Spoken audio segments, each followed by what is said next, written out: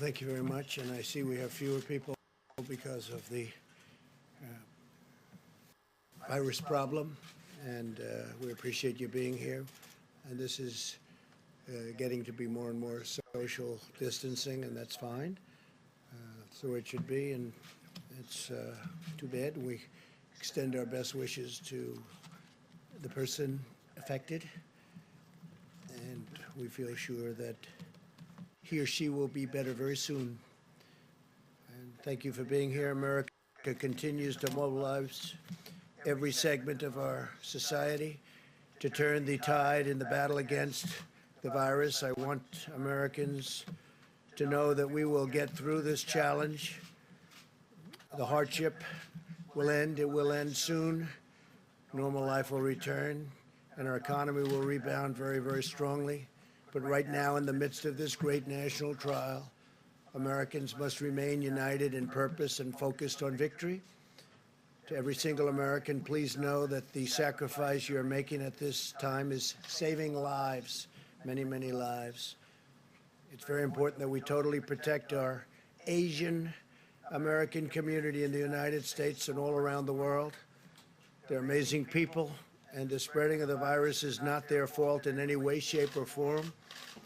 They're working closely with us to get rid of it. We will prevail together. It's very important.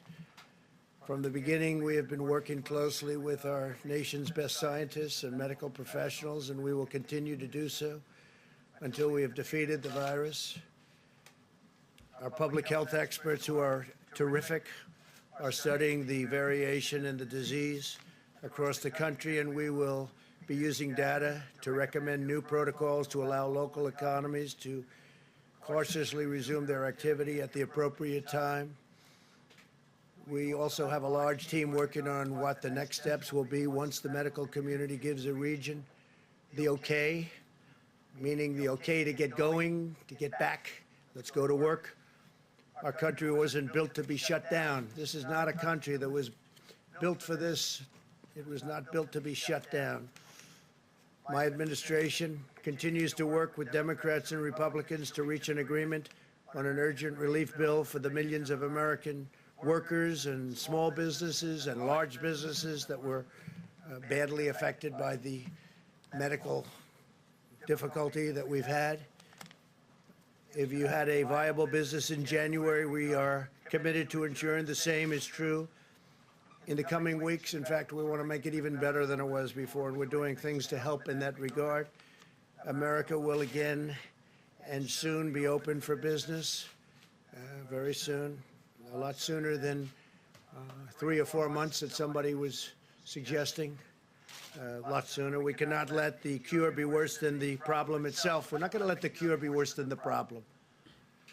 At the end of the 15-day period, we'll make a decision as to which way we want to go, where we want to go, the timing, and essentially we're referring to the timing of the opening, essentially the opening of our country, because we have it pretty well shut down in order to get rid of this invisible enemy. 2 weeks ago, we moved at record speed to pass paid sick leave and paid family medical leave and approved $8 billion, including money for the development of treatments and vaccines, and we're doing tremendous work on both fronts. The vaccines are coming along very quickly.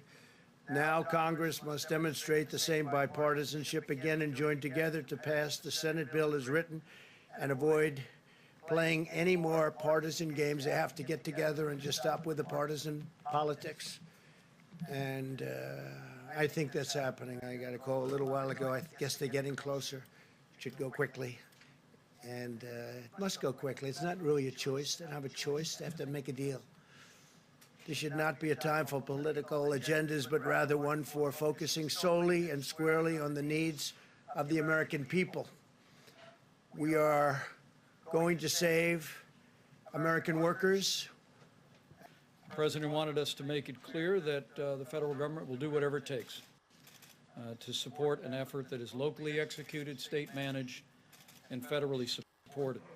We reiterated that to our governors today, listened to them about their specific needs, and frankly, made it clear to them that while the President has published at coronavirus.gov the 15 days to slow the spread for every American, and millions of Americans are addressing these common sense guidelines to prevent the spread of the coronavirus in the days ahead.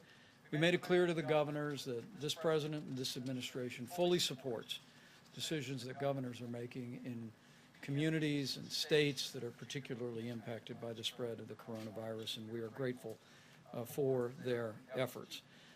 We also spoke to the governors about the importance of the legislation that is currently being negotiated on Capitol Hill and asked them to encourage members of the House and the Senate to move very quickly. The bill that is currently being negotiated, the President said that he believes will be resolved soon, and we're encouraged by it. We'll speed direct payments to families. The average family of 4 will receive $3,000 directly. There'll be payroll subsidies for small businesses around America to keep people on the payroll while they might be required to stay home, unemployment insurance benefits, assistance to hospitals and major industries. And we continue to urge the Congress to act and ask the governors to engage their delegations. On the subject of testing, we reiterated our thanks to states across the country that are rapidly expanding testing at drive-through sites and at community sites. And